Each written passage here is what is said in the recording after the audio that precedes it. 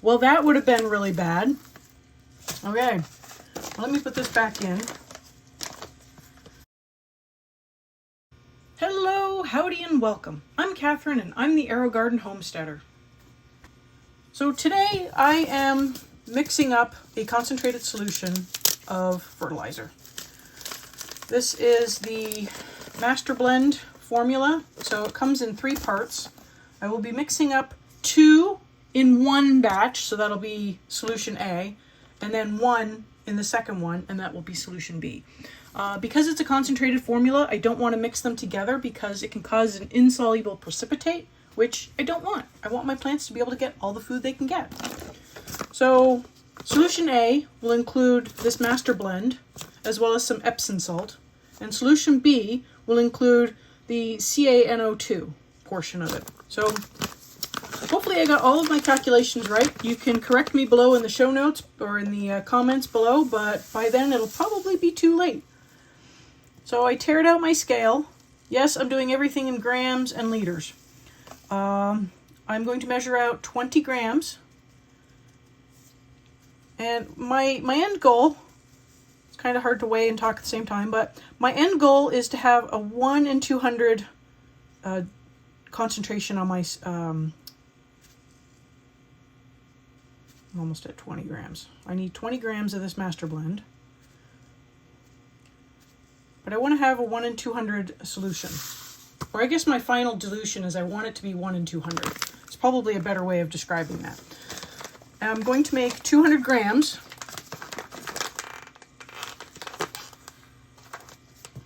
I'm going to make 200 ml. And so I need 20 grams for that. I have a bottle here. I'm going to put this in very carefully. This is just a folded up piece of cardboard to weigh on. I don't want to use too many things from my kitchen because, you know, chemicals. Okay, so I went through and I calculated out the concentration of my final solution. So the concentration of my final solution, I needed 0.5 grams per ml. And I want to be able to add 5 ml per liter of reservoir, reservoir liquid. So I had to do some calculations to back calculate the amount I would need for the concentrated solution. Now what I have here is, I'm going to be bringing this up to 200 ml, but I need to dissolve the first solution first, or the first chemical first, until it's completely dissolved. This is just warm from the tap water. I do not know what my EC or electrical conductivity of my water is. I am just going with it. I did look up the water report. Nothing seemed overly high or overly low compared to rates I've seen in a literature for hydroponic solutions. So maybe one of these days I will be able to afford a pH meter and an EC meter and all the bells and whistles. But for now, I have 1 piece of lab equipment. I guess scale counts as a piece of lab equipment too. But I use that for cooking, so highly recommend. Okay, so I don't know if you can really see it, but there's like a couple of little grains in there that didn't quite fully dissolve, but I'm going to go on and I'm going to add the Epsom salt. So this, I only need 10 grams of. It's like a 2 to 1. So I'm going to just weigh out 10 grams and get this to stay in the center. Okay, that's just going to go everywhere. Get this started. Whoop. Boy. Okay, well, be careful when you're weighing out the Epsom salt. It is likes to roll around, apparently. So yeah, I only need 10 grams of this. This is also called calcium nitrate, so this will add in a lot of the nitrogen component. There we go. Now I'm going to add this as well. Actually, I did that wrong. This is the Epsom salt. Calcium nitrate is my CaNO2. Well, that would have been really bad. Okay, let me put this back in. You're getting it all here. Got my mistakes and everything. This is how we roll. People make mistakes. I'm glad I actually caught that before I went through and dumped it in. Should have known when I saw it didn't say Epsom salt on it. Alright. Let's see if the Epsom salt is as rolly. Alright, see? Epsom salt, magnesium sulfate. Alright. So this is 10 grams. The other one I'm going to need 20 grams of. So.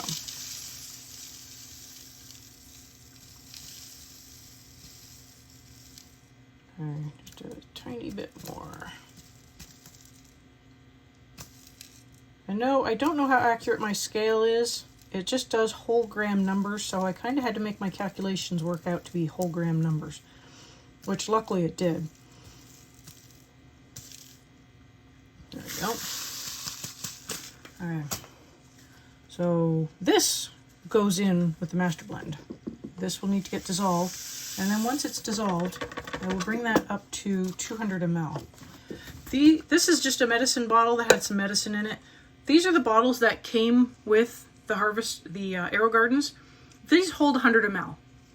This one actually holds 200, so I'll be putting my solution A in one bottle and my solution B in another bottle, just to try to make it a little easier on myself. You know, that way I know I have to take out, 5 ml from one bottle and 5 ml from the other bottle.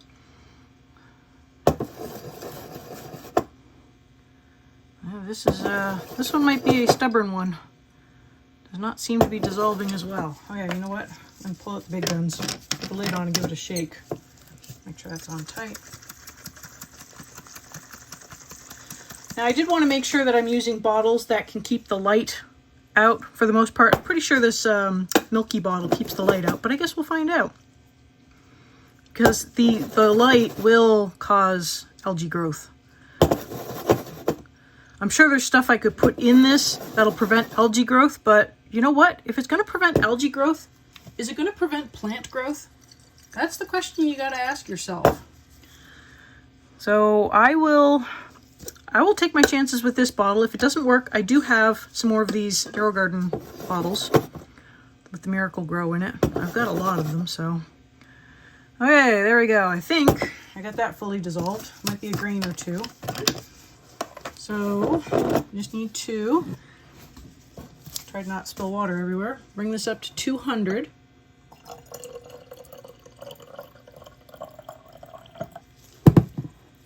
There we go, 200. Give that a mix. I want to make sure it is fully mixed. Yeah. Now I'm going to pour it into this bottle. Might be a mistake. I don't know how well this bottle pours. Guess we'll find out. Oh, there we go. That's not too bad. Okay, my mistake. I guess this one holds 100. Good thing I happen to have another one. Okay, so there we go. So this is my solution A. I will be adding 5 ml per liter of reservoir liquid. I'm going to give this a quick rinse and this. Alright, I'm back. So now I can weigh out 20 grams of this calcium nitrate. And like I was saying earlier, when I thought it was Epsom salt, despite the name, this will bring in a lot of the nitrogen that the plants will need. The master blend, I believe it's only 4 instead of like a full 15. Oh my gosh, this is just going everywhere. Don't do what I'm doing. Get a better weighing boat. Okay, there we go. That might be a little bit better. Hopefully this will hold 20 grams. And then close.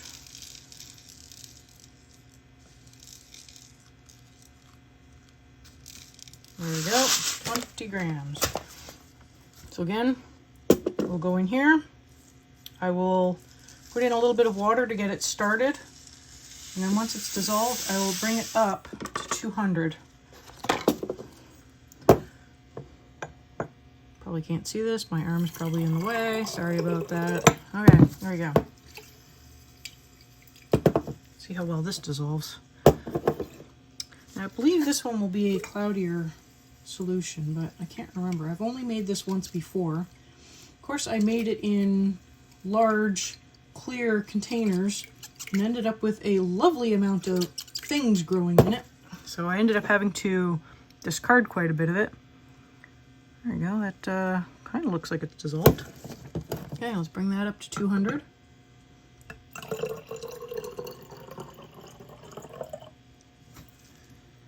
Oh, almost. So close. Okay, that looks close. All right, I'm going to give that a really good mix. Make sure it's completely mixed. Then I'll put it in these ones. This just helps me keep them separate. You can, by all means, just use a whole bunch of these, but make sure you label them really well. Whoop. There we go. That's full.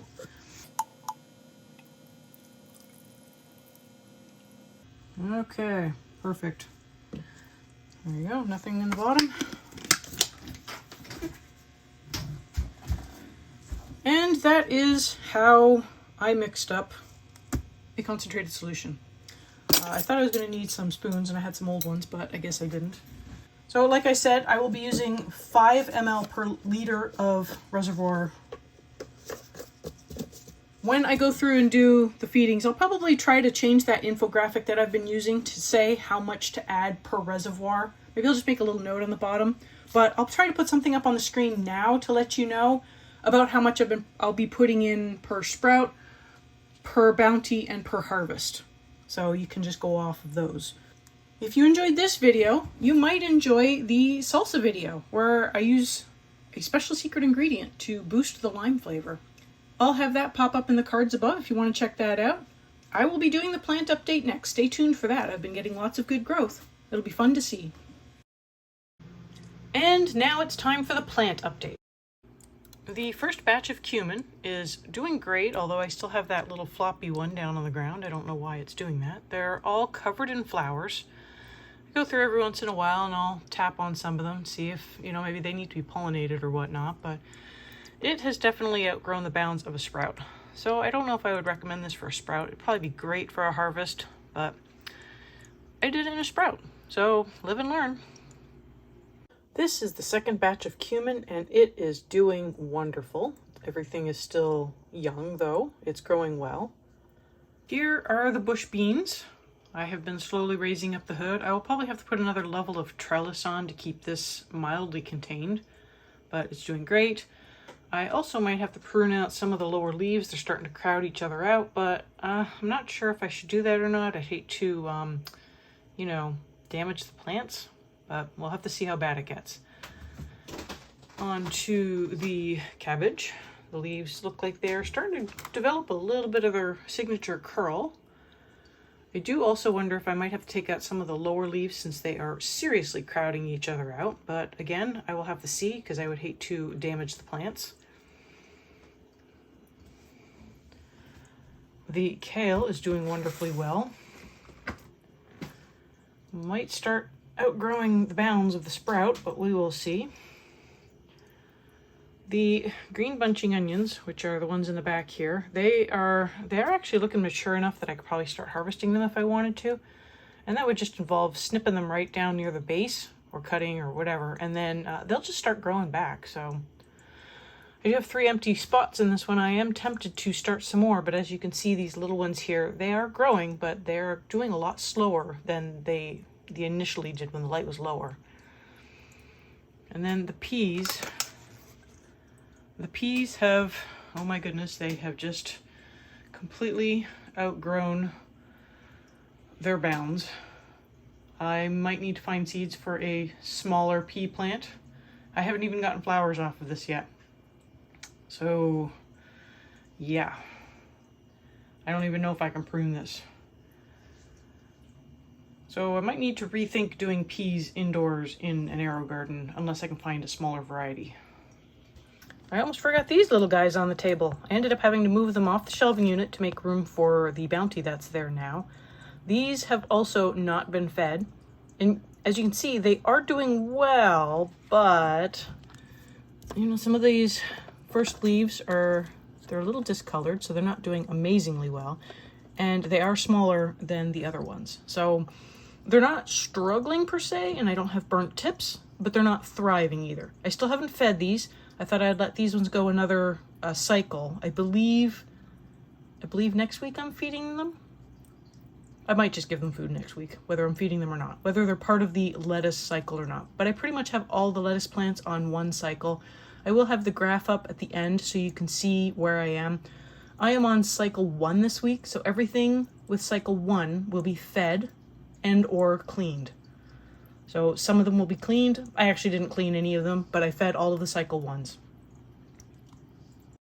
This is the one with the peppers in it, and I have added to it, actually. I had another pepper plant start sprouting. So this one is a John Parker pepper. It's supposed to be like a mild Anaheim, I think. I'll have to look that up. I'll put it up on the screen. I'm pretty sure this was a sweet bell. It's doing really well. These ones here, these 3 here, are the mini jalapeno. I did have the other set of seeds come up. Oh, that one can come off now. And they're doing great. I think I am going to actually move those to their own bounty. And then I'm going to keep these 2 here. And I did start a cherry tomato. So I'll probably put 2 pepper plants and a cherry tomato together in one bounty. And then I'll put these 3 mini jalapenos in another bounty. The lettuce plants are doing fine. This one is actually a little bit behind compared to the other ones. Now this one I only just gave a mild feeding today. It's a very small amount today. I was actually going to not feed this one just to see how well it did, but compared to this one that did get fed, I'm thinking that the lack of food is actually holding it back. And these ones are doing well. I actually did take out a couple of leaves because, you know, hey, I wanted some in my salad. And these were the bronze or red romaine. They are doing lovely as well. They got fed. They're on the skip feeding with a quarter feed, so they're doing great too. I'm going to try to keep an eye on these and see if maybe I need to increase the feeding a little bit, but for now they're looking good, so I'm going to keep it as is. This Roma tomato is, well, it's growing. The growing part looks good, but for some strange reason it's looking a little sad. So the leaves, the more mature leaves are getting a little droopy, and then they just start dying off. The one in the back, I don't know if you can really see that. It's kind of got the same problem going on as well. So a little sad about that, but it is, you can see it's putting out its suckers. It's putting out new growth. The growth inside is looking really good. Oh, and look, it even looks like it's putting out flowers. So, I mean, it looks good, but it doesn't at the same time. So I'm keeping a close eye on it. I have changed it over from the Aerogarden food to the Master Blend food. So I don't know if that'll fix things. I will probably go through and prune out some of this, this growth that's kind of looking a little sad and see if that helps. I've kind of been doing that with the other ones as well. This is the empty bounty that will eventually get the probably the cherry tomato and 2 of the pepper plants. And right beside it, I've got the other Roma tomatoes, and this is where I started the cherry tomato just to get it going. The dill is looking great. So I've actually had to raise the hood. I can't wait to start harvesting from that. I love dill. Then the bok choy in the back here, it is also looking good. I'm probably to the point where I could start harvesting some outer leaves if I just wanted a couple of leaves for something, but I've been waiting so far. The spinach is doing well, as is the lettuce that is mixed in with the spinach. So I'm going to continue this experiment. And then the mustard greens in the back, I don't know if you can tell, one of these things does not look like the other. I think I actually ended up with a random bok choy got mixed in with the mustard greens. That's fine, no complaints. And then moving along, get the kale over here. Kale is looking good. It's still small, but it's growing well. The parsley is just taken over, oh my gosh. I need to cut it back, but I don't want to cut it back unless I have a way to use it or someone to give it to, so I've kind of been holding off. I hope it hasn't been stunting the growth of the basil, because that I would like to try to, make some pestos and things like that. The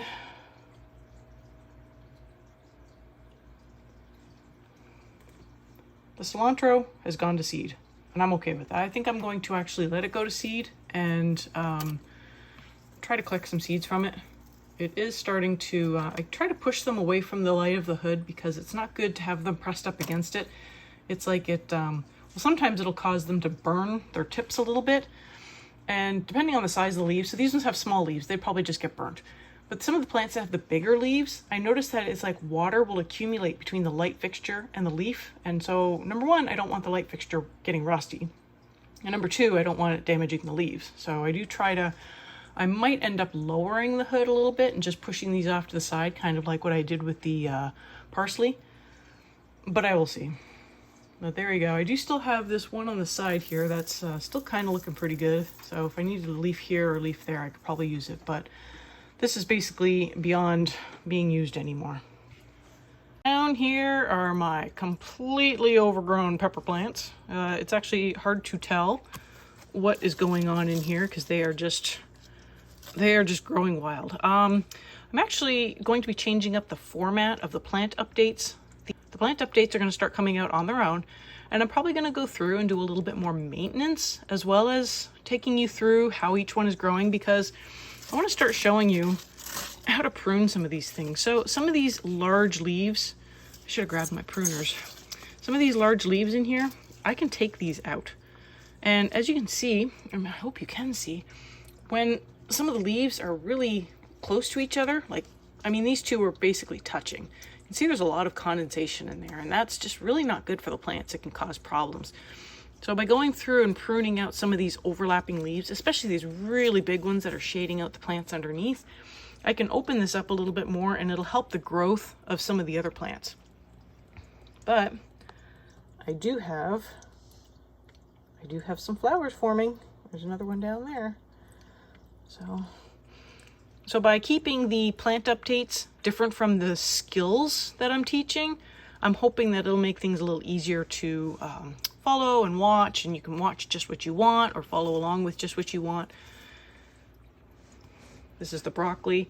I might go through and prune out some of the leaves as well, but we'll just have to see. I mean, I hate to prune things that I don't know what I can prune, just in case I damage the plant, but they are doing spectacularly well.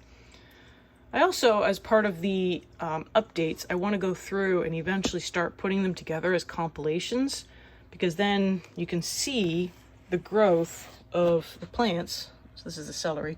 Would you be able to watch the growth of the plant sort of from beginning to end? So this is some of the maintenance that I would be coming through and doing. I would just sort of pinch off some of the dead leaves that come off the bottom. You know, like the pepper plant, I would prune out some of the leaves. Some of these, I did take out a leaf.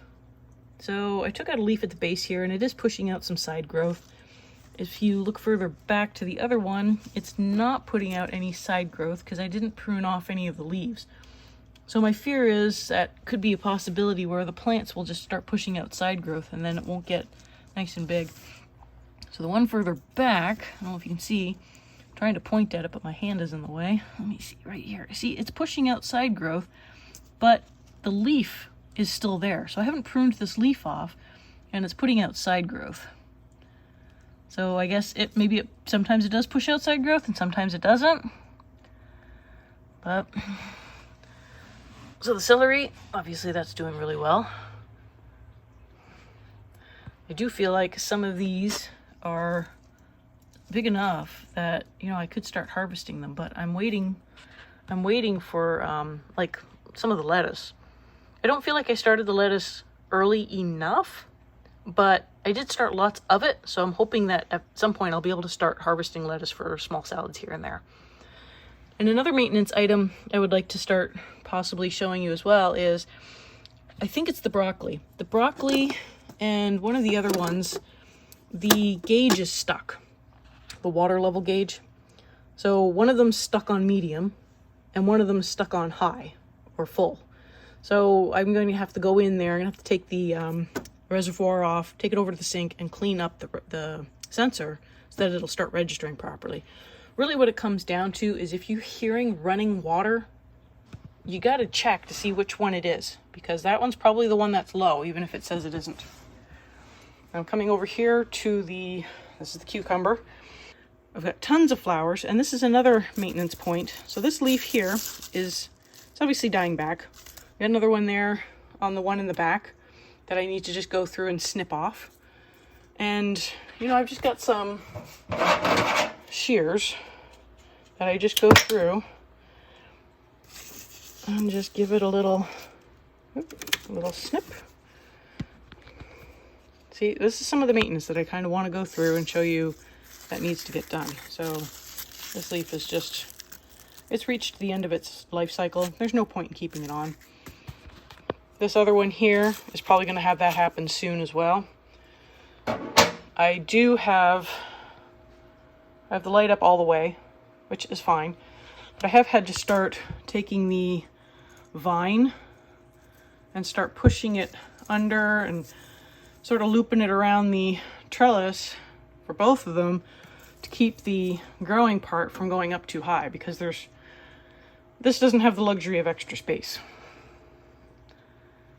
And another reason to get rid of some of the extra leaves that are kind of past their life cycle is, I don't know if I can zoom in and show this. Where is that?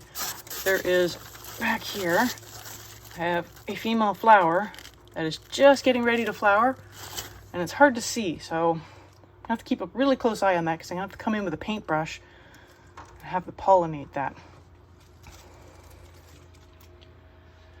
This is the other thing of celery. It is also doing well. It's a little bit further behind than the other one. This one had the slightly smaller ones in it, although I do have a couple in here that are bigger.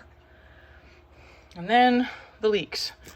These leeks are not doing quite as well as that one that's mixed in with the onions, so I'm not quite sure why, but they're going up.